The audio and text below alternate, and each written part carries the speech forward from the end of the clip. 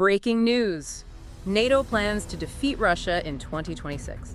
It is Tuesday, January 20, 2026. Before we start, a quick request for all our listeners who believe in getting the truth out there. Subscribe to Defense Reports, your go-to source for timely, in-depth military and defense reports. I'm Alex, and with me is Aria for the latest deep dive by Defense Report.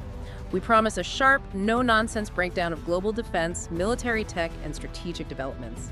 And Today we're covering a story that, it feels like it changes the entire trajectory of the war in Europe. It really does. We're talking about a secret meeting, a leaked draft agreement, and a comprehensive plan that seems to shift the entire goalpost from simply defending Ukraine to the total defeat of the Russian invasion force. It's good to be here. And you're not kidding about the magnitude of this. I mean, we've all seen plenty of NATO summits before, right? Lots of handshakes, photo ops. Exactly, and a lot of vague promises. Yeah. But what we're hearing about what happened January 18th, that was something different. The intel suggests the Western alliance is finally done with half measures. That's right. And we have details on that meeting where Ukraine's commander-in-chief sat down with the absolute heavyweights. We're talking US, UK, and French forces.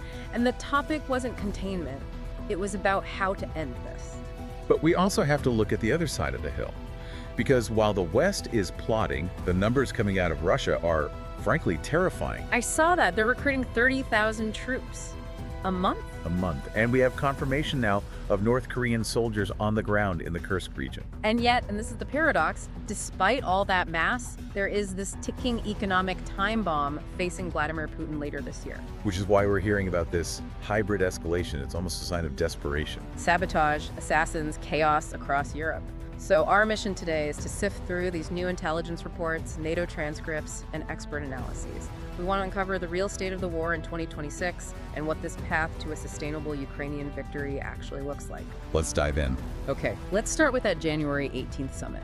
The attendee list from the J&J military report felt different. This wasn't politicians in suits, was it? No, not at all. This was a war council, pure and simple. Yeah. This was the coalition of the willing meeting at the military chief level. So who was in the room, or I guess on the video call? It was a high-stakes, closed-door conference.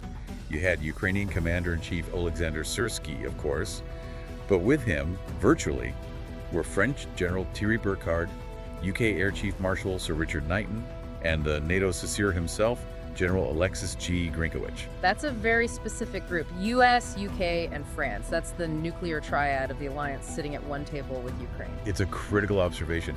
And the tone was apparently set immediately by General Syrsky. He didn't mince words. What was his assessment? Grim. He told them bluntly, Russia shows zero readiness for peace. None. It's a terror campaign against civilians, and any talk of negotiation from Moscow is just smoke. It's a tactic to delay Western aid. Which brings us to this Paris Agreement draft that leaked. This sounds like the direct response to that assessment, but we've heard about security assurances before. The Budapest Memorandum comes to mind. Why is this different? That is the million-dollar question, isn't it? Mm-hmm. And the difference is one word: automaticity. Automaticity. Yes. The draft outlines legally binding commitments. So unlike those vague assurances of the past where nations promised to consult if Ukraine was attacked. Right, they'd hold a meeting. Exactly. These clauses would automatically activate if Russia attacks again after this war ends. So if a Russian tank crosses the border in, say, 2027, there's no debate in parliament, it just happens. That's the idea. The source calls them ironclad guarantees.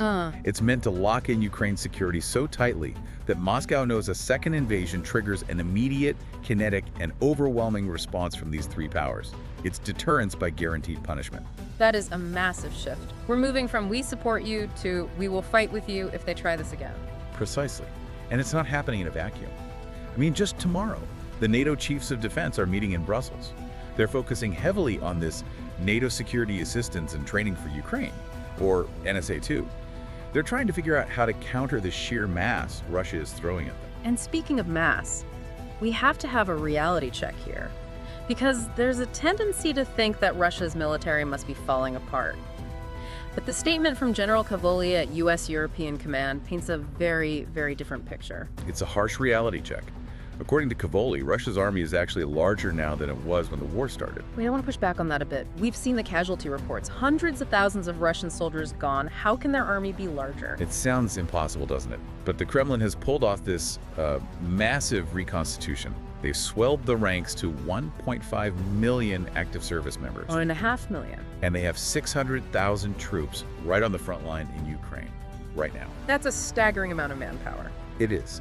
And their industrial engine is humming along. They're on track to produce 1,500 tanks and 3,000 armored vehicles this year alone. Okay, but are these new tanks? Or are they just pulling 60-year-old T-62s out of a scrapyard, slapping on some paint, and calling it production? Because that's not the same thing. That is the nuance the headlines miss, and it's crucial. And yes, a lot of this production is refurbishment of old Soviet stock. But here's the problem. A refurbished tank can still kill you. Exactly. It can still shell a trench.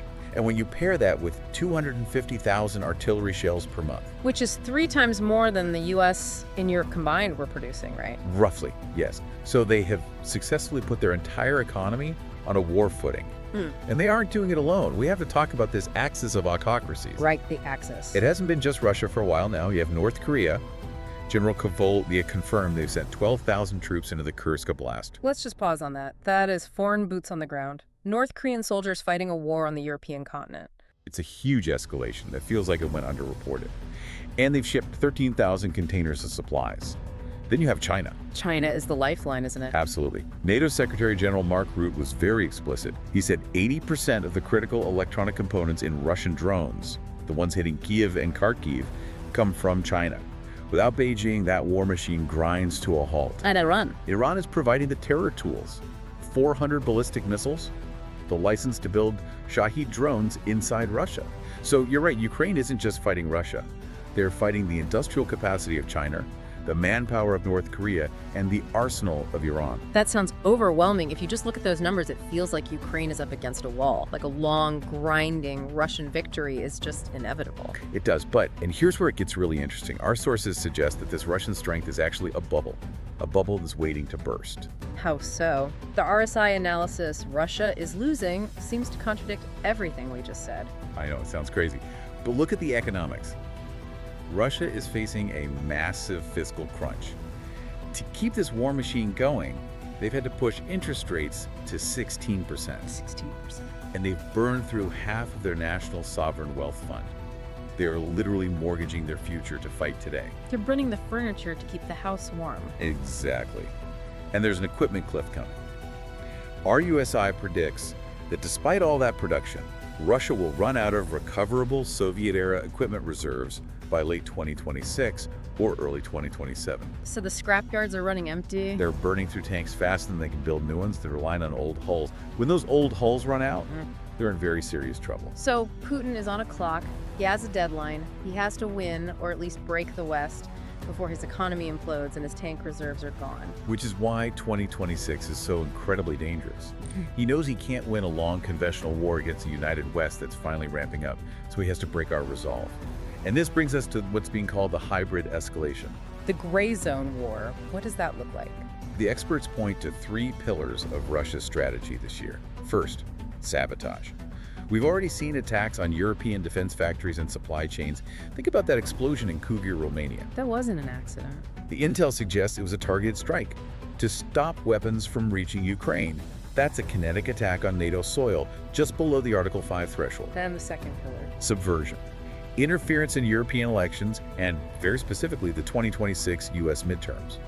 They need to get political leaders in power who will cut off the aid. And the third is coercion. Right. Reckless nuclear threats, airspace violations. The source cited a 12-minute incursion in the Gulf of Finland. It's all designed to scare the public into saying, it's just not worth it, let them have Ukraine. It's psychological warfare on a continental scale. So how is NATO responding? If Russia's going all in on this, what's the counter move? I saw Mark Rutte talking about something called PURL. Is that just another acronym? It's actually moving metal. PURL is Production and Replenishment Logistics. It was launched in summer 2025 to basically just cut through all the red tape. And is it working? The numbers are pretty wild. Since it launched, PURL has supplied 75% of all Patriot missiles and 90% of other air defense ammo to Ukraine. It's a massive pipeline. But the bigger shift is financial. At the Hague summit, the Allies agreed to spend 5% of GDP on defense by 2035. 5%. I remember the arguments about getting countries to hit 2%. 5% is basically Cold War spending. It's a historic shift. It shows Europe realizes the danger. We're seeing production ramp-ups, like that new factory in Germany producing 350,000 shells a year. The West is waking up. It's late, but it's happening. We have to talk about the elephant in the room, though. U.S. politics. The sources mentioned the second Trump administration, the fears of a U.S. withdrawal. How does that factor in? It's a valid concern, for sure.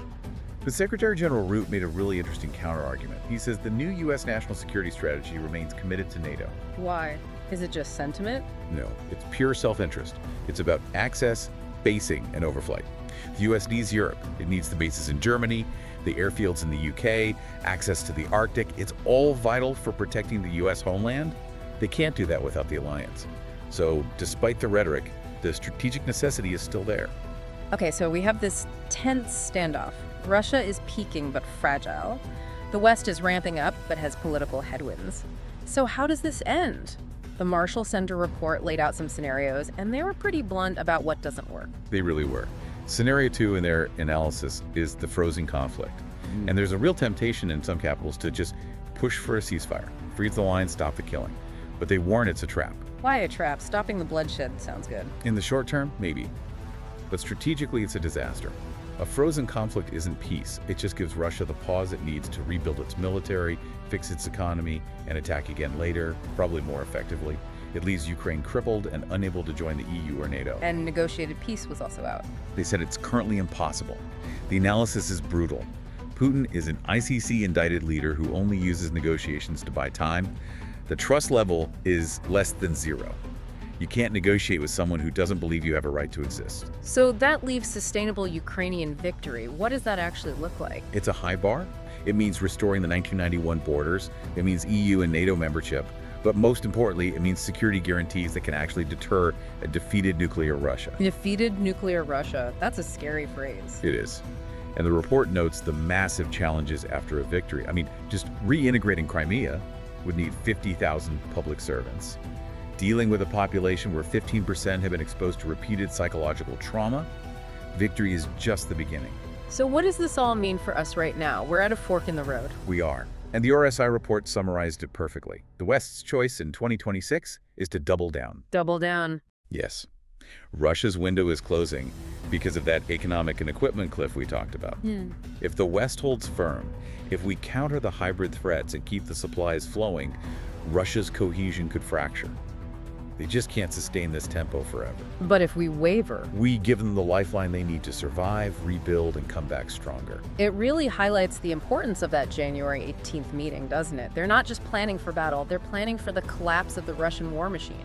Exactly. And that leads to a final thought the Marshall Center raised. One that, well, keeps me up at night. They said that Ukrainian victory does not occur with tanks in Moscow, but rather a managed intra-elite power succession. Wait, what does that mean?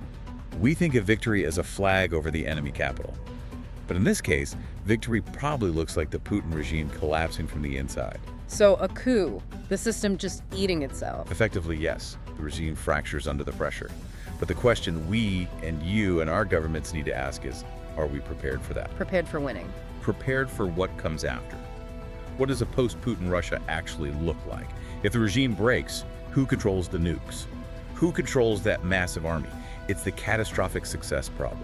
We're so focused on winning the war, we might not be ready for the vacuum that follows when the enemy actually breaks. That is a provocative thought. We could win the war, but lose the peace because we didn't plan for the chaos of a collapsing nuclear power. It's a sobering place to end, but a necessary one.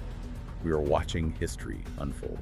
You've been listening to Defense Report by Alex and Aria, where we analyze the latest in military strategy, global defense, and advanced weaponry. Before you go, a final reminder.